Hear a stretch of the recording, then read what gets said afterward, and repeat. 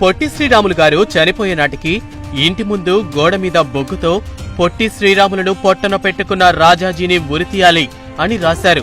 ఆంధ్ర రాష్ట్రం వచ్చే వరకు అది ఎవ్వరూ చెరపలేదు. అప్పట్లో మనం మద్రాసు ఉమ్మడి రాష్ట్రంలోనే ఉంటున్నాం. ప్రకాశం పంతులు గారు ముఖ్యమంత్రిగా పనిచేసి రాజాజీ రాజకీయానికి, తన అహంకారానికి పదవీచ్యుతుడయ్యాడు. తెలుగు వారంటే ఆరంభ సూర్యులు మాత్రమేనని పుకారు పుట్టించారు.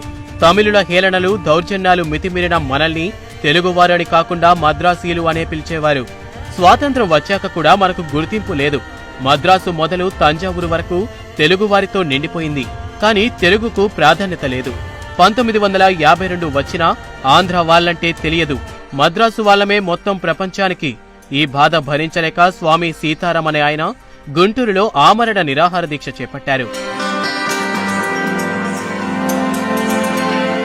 రాజాజీ ప్రభుత్వం శిబిరాన్ని అణచివేసి సీతారాం దీక్షను భగ్నం చేసింది. పైగా తెలుగువారు ఆరంభ సూర్యులని మళ్లీ హేళన చేసింది. దిగమింగుకోలేని ఈ అవమానానికి పొట్టి శ్రీరాములు గారు స్పందించారు. సర్కారు ఎక్స్ప్రెస్ లో గుడివాడలో ఎక్కి మద్రాసులో దిగి బులుసు సాంబమూర్తి గారి ఇంట దీక్ష ప్రారంభించారు. రాజాజీ కోపంతో ఊగిపోయాడు. రాష్ట్రాన్ని ముక్కలు కానివ్వరు అని సవాల్ చేశారు. ఎవరైనా కాంగ్రెస్ వారు ఆ వైపుకు వెళ్లారా, వారి అంతు చూస్తానన్నారు. దీనితో కాంగ్రెస్ వాడైన పొట్టి శ్రీరాములు ఒంటరివాడైపోయాడు.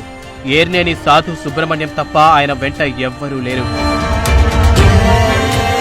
అయినా తన దీక్షను పొట్టి శ్రీరాములు వదల్లేదు. 9వ రోజు నెహ్రూకి తెలిసి రాజాజీకి ఫోన్ చేశారు. అవన్నీ ఉడత ఊపులేనని, తాను అణిచివేస్తానని రాజాజీ నెహ్రూకు నమ్మబలికారు. తెలుగువారు లక్షల మంది ఉన్న మద్రాసు నగరంలో ఆదరణ లభిస్తుందని అనుకుంటే ఒక్కరూ అటువైపు రాలేదు. అది తెలుగువారి ఐక్యత. సమస్య కాంగ్రెస్ది కాదని, తెలుగువారి ఆత్మగౌరవం కోసమని గ్రహించటంలో అంతా రాజాజీ బుట్టలో పడ్డారు. తెలుగు నాయకులంతా ముఖం చాటేశారు. 58 రోజులు ఒక మనిషి ఆహారం తీసుకోకుండా దీక్ష చేస్తుంటే ఏ తెలుగువారికి జాలి, దయ కలుగలేదు. టంగుటూరి ప్రకాశం పంతులు గారు రాజాజీకి వ్యతిరేకం గనుక ఆయన వెళ్లి మద్దతు ప్రకటించి వచ్చారు.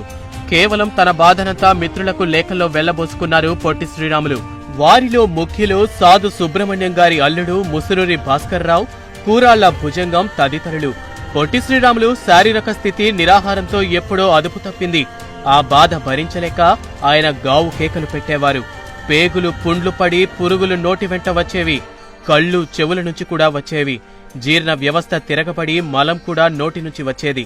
వర్ణించటానికే వీలు లేనంత దారుణమైన శారీరక దాష్టికంతో నిండు కుండ వంటి శ్రీరాములు నిర్జీవుడవ్వటానికి 58 రోజులు పట్టింది. ఎంత దారుణ మరణ వేదనను అనుభవించి తెలుగు వారి కోసం ఆయన అసువులు బాశారో చెప్పటానికి మాటలే లేవు. ఇక మరణించాక మరీ దారుణం ఎదురైంది. తెలుగువారి హీన, దీన, హైన్య చాతకానితనం ఎటువంటిదంటే ఆయన శవాన్ని ముట్టుకోవడానికి కూడా 4 తెలుగు వాళ్ళు రాలేదు. ఆయన మన తెలుగువారి కోసమే చనిపోయారని తెలిసినా కూడా స్పందించలేదు. చివరికి ఒంటరివాడిగా ఉన్న గుడివాడ సాధు సుబ్రహ్మణ్యం కనీసం మన గుడివాడ వాళ్ళనైనా సహాయం అడిగి శవదహనం చేద్దామని ఆశయాన్ని చంపుకొని వ్యక్తిగత భిక్షకుడిగా గుడివాడకు చెందిన సినీ గాయకుడు ఘంటసాల దగ్గరకు వెళ్లి విషయం చెప్పి మన గుడివాడ నుండి వచ్చాడు గనక మనమైనా సాగనంపుదామని ఒప్పించి తెచ్చారు.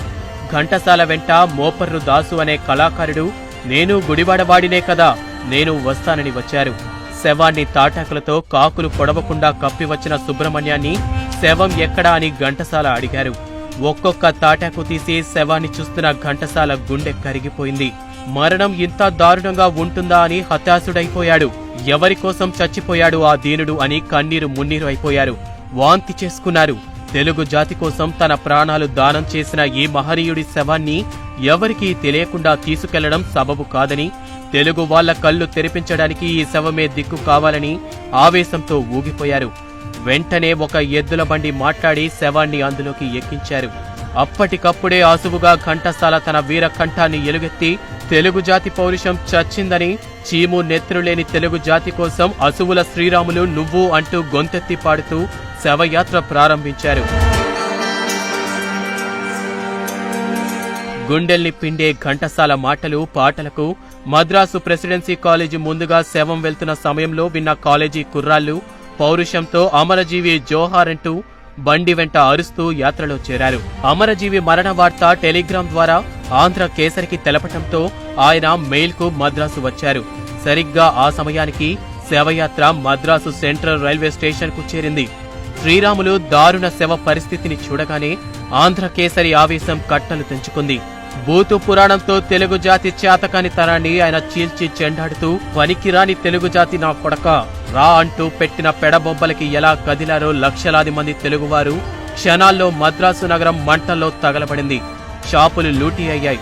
ఆంధ్రదేశమంతా అట్టుడికిపోయింది. 8 మంది పోలీసు కాల్పుల్లో చనిపోయారు.